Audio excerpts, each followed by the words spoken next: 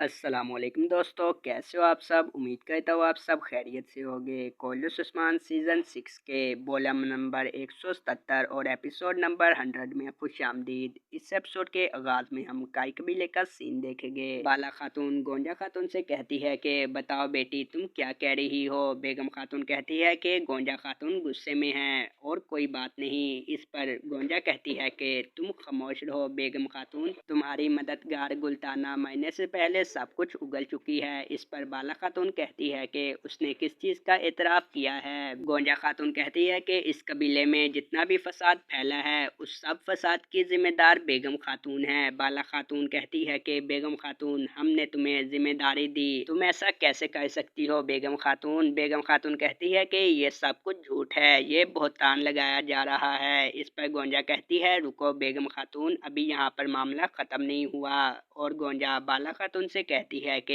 ये आपको परेशानी में डालना चाहती थी क्योंकि बेगम खातून सरदार उस्मान को पसंद करती है। बेगम खातून कहती है गोंजा, तुमने मेरी मेहरबानी का ये सिला दिया। इस पर गोंजा कहती है कि तुमने मुझ पर कोई मेहरबानी या एहसान नहीं किया, तुमने जो कुछ किया वो अपने मफादात के लिए किया। तुम चाहती थी कि मैं अपने ख़ानदान की दुश्मन बन जाऊँ और इससे मेरी वालदा को तकलीफ़ पहुँचे।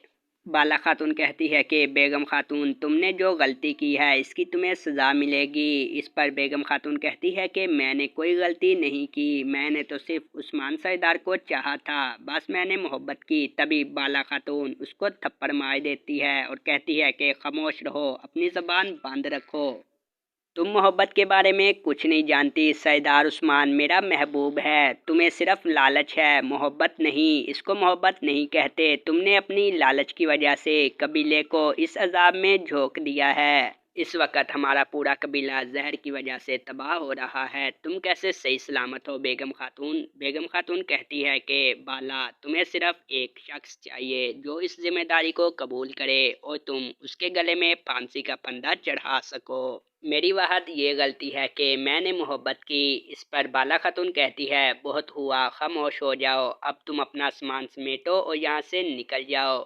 बेगम खातून कहती है कि मैं कहीं नहीं जाऊंगी जब तक सरदार उस्मान मुझे खुद ना निकाले। बाला खातून कहती है कि बेगम खातून, या तो तुम अपनी मर्जी से यहाँ से निकल जाओ या फिर मैं खूब जानती हूँ कि तुम्हें यहाँ से कैसे निकालना है। बेगम खातून कहती है कि चाहे तुम्हारे सामने पूरा कबीला क्यों ना झुकता हो, मैं ऐसा बिल्कुल नहीं करूँगी। मैं तुम्हारे कहने पर कहीं नहीं जा रही क्योंकि सरदार उस्मान मुझे खुद इस कबीले में लेकर आए थे। बाला खातून बेगम खातून की गर्दन से पकड़ लेती है और कहती है कि खबरदार, तुमने अपनी गंदी जुबान से मेरे शोहर का नाम लिया, मैंने जो कहना था मैं कह चुकी, अब मेरी तलवार बात करेगी, दफा हो जाओ, मेरी नज़रों से दूर हो जाओ। इसके बाद बेगम खातून वहाँ से चली जाती है। इसके बाद हम जंगल का सीन देखेंगे। उस्मान बे अपने कबीले की तरफ बढ़ रहे होते हैं। सामने से यूसुफ और सरोजा अपने सिपाहियों के साथ आ जाते हैं। उस्मान बे उनसे पूछते हैं कि सरदार उरहान और बुरहान की कोई खबर है। सरोजा कहता है कि हमने उन्हें बहुत तलाश किया लेकिन उनका कोई सुराग नहीं मिला।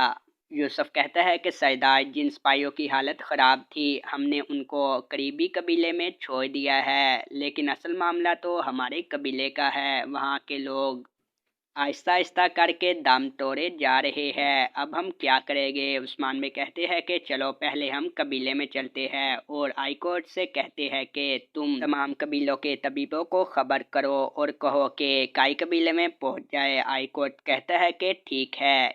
इसके बाद हम ओलगान की खुफिया छावनी का सीन देखेंगे जहां पर बुरहान और उरहान सरदार को रखा होता है। ओलगान ओरहान से कहता है कि तुम्हारे वालिद को तुम्हारी बिल्कुल परवाह नहीं। ओरहान कहता है कि अगर तुम मुझे मारना चाहते हो तो मार दो, मगर इतनी घटिया चालें मत चलाओ। ओलगान कहता है कि उस्मान अभी तक अपनी अना पर डटा हुआ है जबकि तुम्हारे लोग मरने के करीब है, और कहता है कि उरहान, तुम अपने बाप के घमंड की वजह से मरोगे। ओरहान कहता है कि बाबा ने जो कुछ भी किया है दुरुस्त ही किया होगा और इस रियासत के लिए एक क्या 1000 उरहान भी कुर्बान। और तुम ये बात याद रखो कि हम तुर्क गुलाम बनने के लिए पैदा नहीं हुए, हम किसी के सामने नहीं झुकेंगे, ना मेरे बाबा और ना मैं तुम्हारे सामने झुकूंगा। اس کے بعد برہان سردار کہتا ہے کہ یہ سمجھتا ہے کہ ہم جاندار اور گریما قبیلے کی طرح ہے، ہم اپنے گھٹنے ٹیک دیں گے، لیکن ایسا نہیں، ہم نے تو قسم کھائی ہے کہ ترکوں کی روایات کو دنیا بھر میں پھیلائیں گے۔ اولگان کہتا ہے کہ میں تمہاری روایات کو ختم کر دوں گا، تمہارے اصول، تمہارے مقصد کو اپنے قدموں تلے رون دوں گا۔ جب عثمان ڈھیر ہو جائے گا، تم لوگ بکھر جاؤ گے، پھر تم میرے سامنے آؤ گے اور رحم کی بھیک مانگو گے۔ اور اولگان اپنے سپاہیوں سے کہتا ہے کہ اورہان کے ہاتھ کھول دو، ہم بھی دیکھتے ہیں کہ اس کی ٹانگوں میں بھی اتنی طاقت ہے جتنی اس کی زبان میں ہے۔ اس کے بعد سپاہی اورہان سردار کو پھندے پر لٹکا دیتے ہیں اور اولگان کہتا ہے کہ تم رفتہ رفتہ کر کے مر جاؤ گے۔ اس کے بعد ہم کائی قبیلے میں بیگم خاتون کے خیمے کا سین دیکھیں گے۔ بیگم خاتون کہتی ہے کہ بالا، تم نے جو مجھے آج تھپڑ مارا ہے، میں تم سے اس کا بدلہ ضرور لوں گی، میں تمہارے ساتھ موت سے بھی بدتر سلوک کروں گی۔ اور تم بھی سن لو گونجا، میں نے تمہاری حفاظت کی اور تم نے میرے ساتھ بہت برا سلوک کیا، اور اب تم لوگ مجھے قبیلے میں پھیلے ہوئے زہر کا ذمہ دار ٹھہرا رہے ہو۔ تبھی بیگم خاتون کی نظر پاس پڑے گھڑے پر پڑتی ہے۔ بیگم خاتون گھڑا اٹھاتی ہے اور بیگم خاتون کو یاد آتا ہے کہ البائے بیگم خاتون کو پانی دینے کے لیے آیا تھا۔ بیگم خاتون کہتی ہے کہ مجھے اور عائشہ کو زہر کا اثر نہیں ہوا، اس کا مطلب ہے کہ البائے پہلے سے ہی جانتا تھا سب کچھ۔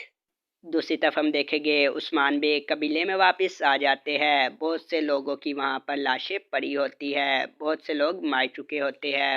عثمان بے بہت افسردہ ہوتے ہیں اور طبیب خانے کی طرف بڑھ رہے ہوتے ہیں۔ تبھی ایک خاتون عثمان بے کو روک دیتی ہے اور کہتی ہے کہ سردار، طبیب خانے میں مت جائے، مریضوں کی حالت بہت خراب ہو رہی ہے۔ ایک سپاہی عثمان بے سے کہتا ہے کہ خدا کے لیے کوئی حل نکالے، ہمیں اس بیماری سے نجات دلوائے۔ اس کے بعد عثمان بے وہاں سے چلے جاتے۔